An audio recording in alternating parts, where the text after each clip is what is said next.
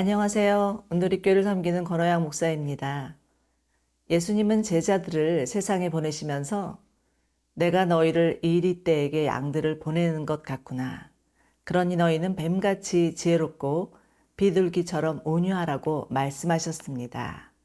그만큼 세상이 악하기에 지나치게 순진무구해서는 안 되는 거라는 말씀이기도 하지만 무엇보다 지혜가 필요함을 가르쳐 주는 말씀이죠. 그런 차원에서 오늘의 말씀은 우리들의 일상생활에서 부딪히는 문제에 대한 가르침, 성도의 슬기로운 생활이라고 할 수 있겠습니다. 세상을 살다 보면 미처 생각지도 않았던 현실의 문제에 봉착하게 되고 그리스도인이기에 더욱 어떻게 처신을 해야 할지 난감해질 때가 있습니다. 그러나 그럴 때마다 우리의 사정을 고할 분은 하나님이시죠.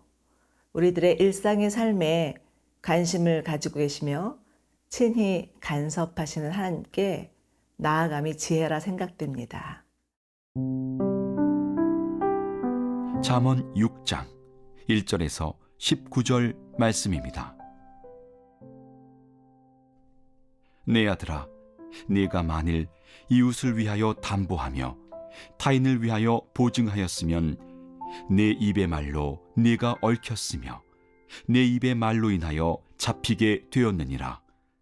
내 아들아, 네가 네 이웃의 손에 빠졌은즉 이같이 하라.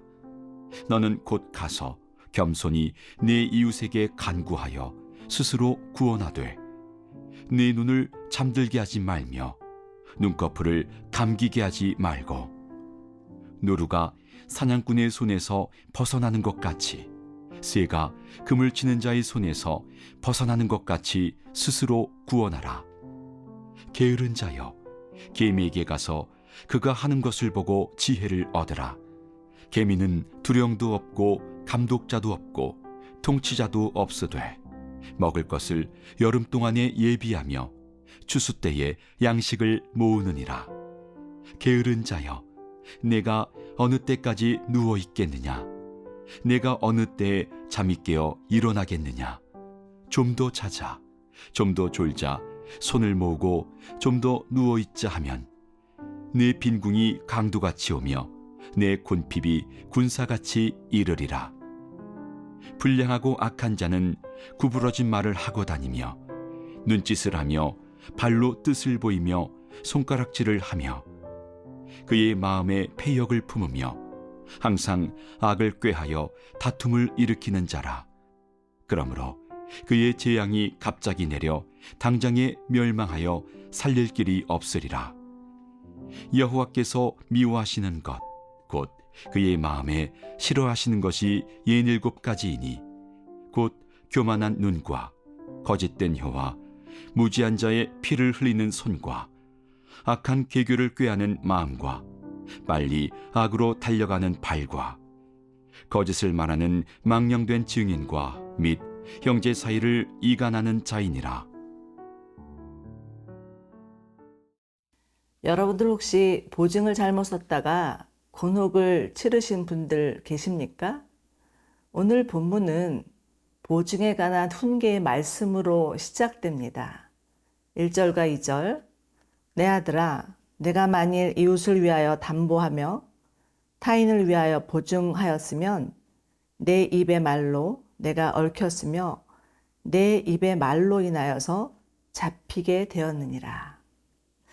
이웃의 간청에 못 이겨서 자신의 재산을 담보로 하여서 보증을 서는 것은 마치 덫에 걸린 것 같다고 하고요. 그 인생마저도 노예의 삶이 될 수 있다고 하십니다. 그러니 어떻게든 보증 선 것으로부터 풀려나기 위해서는 갖은 노력을 다해야지 그대로 방치해 두었다가는 큰 코 다칠 수 있다는 아주 적극적인 권면입니다. 아니 그렇다면 이웃이 어려운 일을 당했는데 돕지도 말란 말인가? 모른 채 하란 말인가? 라는 마음이 들 수도 있겠지만 그런 말이 아니죠. 실제로 담보로 잡힌 자신의 재산 때문에 집에서 쫓겨나고 가족들마저도 길 잃은 신세가 되어서 눈물 흘리는 경우를 종종 볼 수 있으니 참으로 안타까운 일입니다. 그러므로 불필요한 손실을 막기 위해서는 이웃을 돕는 일에 분별이 필요하고 지혜가 필요하다는 말씀입니다. 신명기 15장에서는 가난한 형제가 있거든 마음이 인색하거나 주먹을 움켜쥐는 일이 없이 하고 손을 벌려서 모든 필요한 것을 대가 없이 빌려주라 말씀이 있습니다. 그런데 여기서 중요한 단어는 대가 없이입니다. 우리가 할 수 있는 만큼 대가 없이 이웃을 돕는 지혜가 중요하다는 것이죠. 그리고 다음은 게으름에 관한 말씀인데요. 9절에서 11절 게으른 자여 내가 어느 때까지 누워 있겠느냐 내가 어느 때에 잠이 깨어 일어나겠느냐 좀 더 자자 좀 더 졸자 손을 모으고 좀 더 누워 있자 하면 내 빈궁이 강도같이 오며 내 곤핍이 군사같이 이르리라. 잠언에서는 무려 14차례나 게으름에 대해서 경고하고 있습니다. 게으름은 그 행동 자체 그 이상의 의미를 가지는 것으로 자신의 삶에 대한 나태함과 무책임함까지도 내포되고 있습니다. 빈곤의 책임이 자신의 처한 환경이나 상황에 있다기보다는 자기 자신에게 있을 수 있음을 지적하는 말이죠. 요즘 사회 현상 중에 하나가 날이 갈수록 은둔형 외톨이, 아무것도 하지 않고 그냥 시간을 죽이는 자들이 늘어나고 있다고 하죠. 그 사정은 일자리가 없어서라고들 하지만 그 실상은 자신이 기대하는 일자리가 없어서 그에 못 미치면 아예 일할 생각도 하지 아니하는 나태함이 숨어 있는 건 아닌가 싶습니다. 물론 쉽사리 단정 지을 수 없는 여러 가지 많은 사회적인 문제들이 있기는 하지만요. 6절에서는 개미의 예를 들면서 개미에게서 지혜를 배우라라고 권면합니다. 우리가 어린 시절에 읽었던 개미와 배짱이 동화를 잘 아시죠? 개미가 자신의 양식을 위해서 여름 내내 땀을 뻘뻘 흘리면서 일하는 것처럼 자신의 미래를 대비하는 것이 지혜임을 알려줍니다. 종교개혁자 마틴 루터는 직업 소명론에 관한 말씀을 하였는데요. 하나님께서 각자에게 주신 삶의 자리에서 책임 있게 살아내는 것이 하나님께 영광 돌리는 일이요. 노동은 우리에게 주어진 신성한 의무라는 것입니다. 무슨 일을 하든지 하나님께서 내게 주신 일이라고 생각하고 마다하지 아니하고 감사하며 성실하게 살아내는 것이 하나님이 원하시는 삶입니다.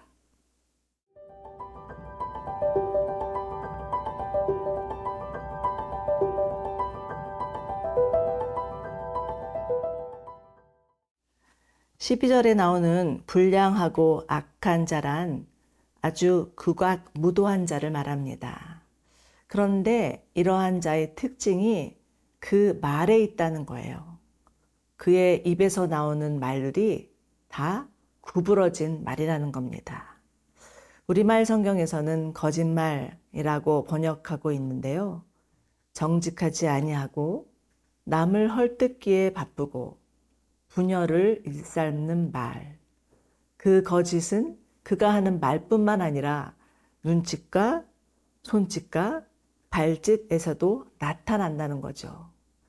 이와 같이 불량하고 악한 자에 대해서 언급하는 이유는 이러한 자를 경계해야 한다는 경고이기도 하지만 우리 자신에 대한 경고이기도 합니다.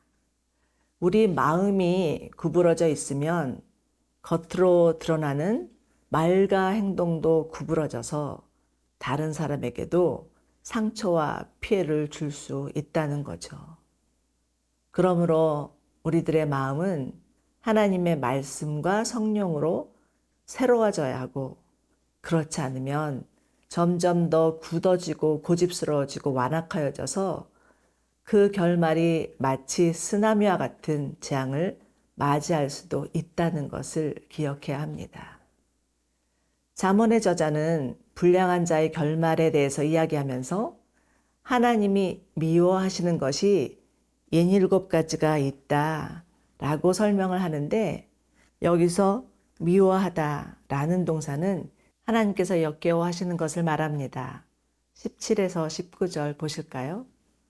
곧 교만한 눈과 거짓된 혀와 무죄한 자의 피를 흘리는 손과 악한 괴교를 꾀하는 마음과 빨리 악으로 달리는 발과 거짓을 말하는 망령된 증인과 및 형제 사이를 이간하는 자이니라. 여기서 교만한 눈이란 남을 깔보고 무시하는 마음입니다. 매사에 자신이 우월하다는 생각에 남을 하찮게 보는 것이죠.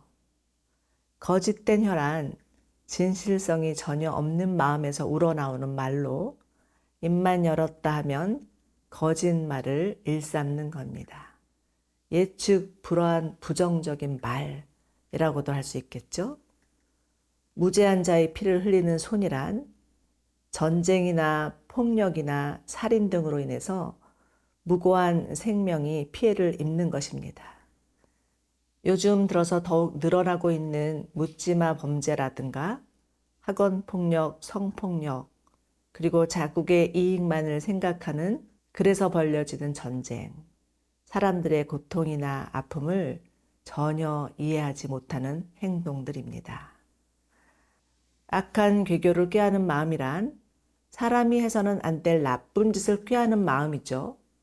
어린아이들을 압차해서 인신매매를 한다거나 힘이 없고 약한 사람들을 이용하여서 돈을 벌어들이는 등 인간의 도리를 벗어난 행동을 말합니다. 악한 일을 하려는데 빨리 달려가는 발이란 악에 인이 박힌 것을 말하죠. 사악한 짓을 해도 양심에 가책을 느끼지 않고 가차없이 행하는 것입니다. 거짓을 말하는 망령된 증인이란 거짓 증언을 하는 거죠. 진실상이 전혀 결여된 자라고도 할 수 있습니다.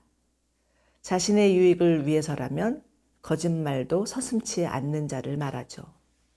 마지막으로 형제 사이를 이간하는 자는 분열을 일삼는 자입니다. 어디를 가든 사람 사이를 갈라놓고 관계를 깨트리는 자이죠. 이렇듯 하나님이 역겨워하시는 일에 대해서 들어보시니 여러분 어떤 마음이 드십니까? 하나님을 떠난 세상의 악이 얼마나 더럽고 악랄한지를 실감하시겠죠? 그러니 하나님의 사람들은 이를 분별하고 악을 대적하고 세상이 악할수록 더욱 겸손과 진실과 정직으로 하나 되기를 힘써야 합니다.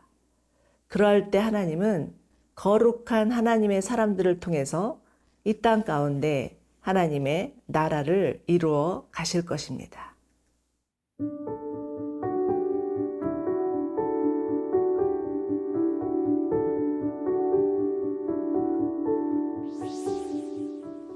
우리들의 일상의 삶에 관심을 가지시고 늘 돌보아 주시는 하나님 감사를 드립니다.